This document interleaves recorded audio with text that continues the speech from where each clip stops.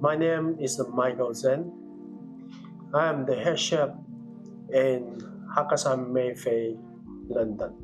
I'm working in Hakkasan is 10 years and 7 months. My cooking style mostly is like a wok fry and roasting and steaming.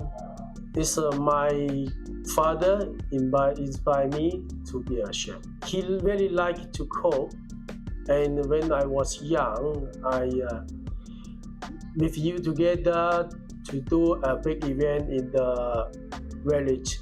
So that's what I would like to be a chef. We have a steam on the dim sum, and we have a slow cook with the salad on the king prawn salad.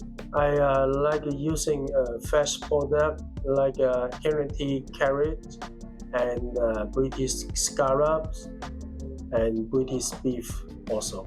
This is in local product and seasonal and fresh, so it's more suitable for the local guests and also for the international also.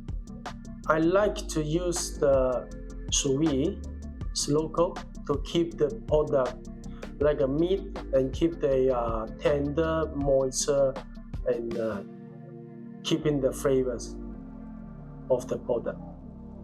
That's a part of the team and my of this the Michelin-starred